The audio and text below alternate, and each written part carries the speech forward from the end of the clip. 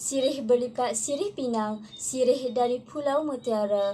Pemanis kata selamat datang. Awal bismillah pembuka bicara. Assalamualaikum warahmatullahi wabarakatuh. Dan salam sejahtera saya ucapkan buat yang dihormati Puan Nurul Atikah binti Mat Suhada selaku pensyarah komunikasi lisan bahasa Melayu LMCR 1272 serta rakan-rakan seperjuangan yang saya kasihi sekalian. Tajuk ucapan saya pada hari ini ialah rasuah musuh negara.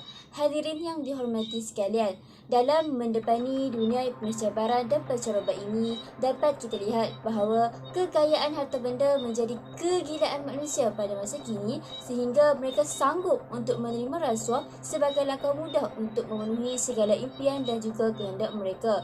Namun, tidak dapat dinafikan bahawa sifat cemburu dalam diri manusia itu sendiri sememangnya fitrah yang tidak dapat dielakkan. Namun, kita digunakan akal fikiran agar dapat membezakan perkara yang baik maupun perkara yang buruk. Gejala rasuah dapat didefinisikan sebagai memberikan wang atau hadiah sebagai jaminan kepada apa yang mereka inginkan daripada pihak lain tanpa melalui prosedur yang sah di sisi undang-undang. Duit kopi atau lebih dikenali sebagai wang sogokan, yakni memberikan wang secara tidak sah kepada individu lain sebagai imbuhan. Justeru dapat kita lihat bahawa impak daripada rasuah ini akan membawa kemunduran dalam sesebuah negara. Jadi, mari kita telusuri kesan-kesan rasuah terhadap sesebuah negara. Hadirin sekalian, kesan pertama rasuah dapat kita lihat bahawa ianya mampu melumpuhkan fungsi perjalanan sesuatu organisasi kerana wujudnya unsur penipuan dalam sesuatu urusan. Misalnya, pegawai kastam yang ditugaskan untuk menjaga di persepadan negara menerima wang sogokan kerana ingin melepaskan seludupan rokok murah. Hal ini jelas menunjukkan kepada kita bahawa mereka menginginkan imbuhan yang lebih dan kerana gaji mereka yang rendah. Justeru dapat kita lihat sesebuah organisasi yang seharusnya mempertahankan negara daripada selundupan rokok murah kini telah merugikan negara kerana ianya terlepas daripada cukai.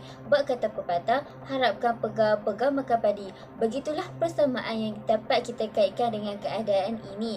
Justeru, marilah sama-sama kita menjaga amanah dan memikul tanggungjawab dengan betul agar dapat menjamin keharmonian dan kesejahteraan negara kita sendiri.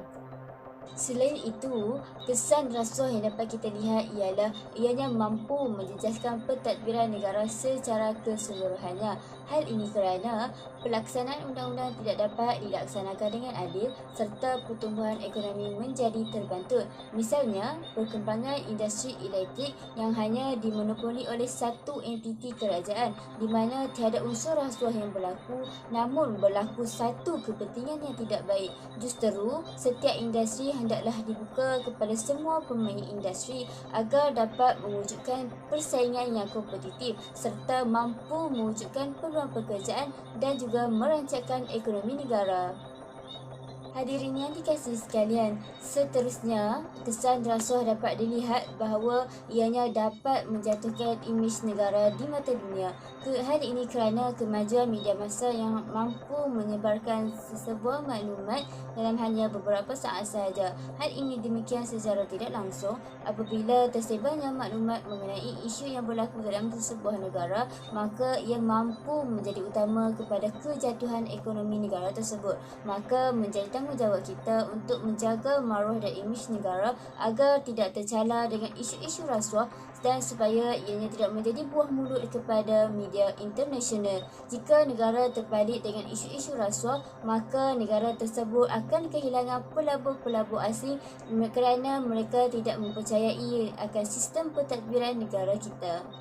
Hadirin yang dikasihi sekalian, amalan rasuah yang mampu mengeburi mata seseorang ini akan membawa kepada terjejasnya kualiti sesuatu program maupun pembinaan infrastruktur. Sebagai contoh, dalam projek pembinaan jalan raya, berlakunya rasuah dalam kalangan kontraktor itu sendiri. Mereka menerima projek daripada kerajaan pada nilai pelaksanaan yang tinggi, namun mereka hanya menjalankan projek jalan raya dengan kos yang paling minima kerana mereka menginginkan keuntungan yang lebih.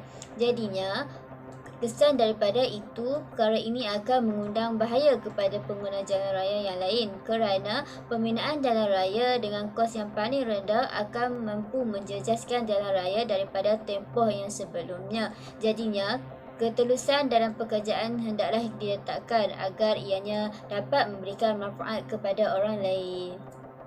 Tuntasnya, pelbagai kesan negatif yang timbul daripada isu rasuah ini. Pihak SPRM seharusnya mengambil langkah yang cekap dan lebih efektif agar dapat membanteras isu rasuah ini serta mampu mencapai sifar keserasuah dalam negara kita.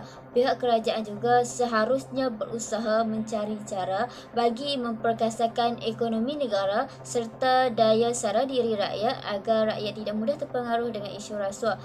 Secara keseluruhannya, semua pihak memainkan peranan penting bagi membanteras isu rasuah ini. Sebelum saya mengakhiri ucapan saya pada hari ini, izinkan saya menyampaikan serangkap pantun. Kalau ada sumur di ladang, boleh saya menumpang mandi. Kalau ada umur yang panjang, sampai kita ketemu lagi. Sekian, Assalamualaikum warahmatullahi wabarakatuh.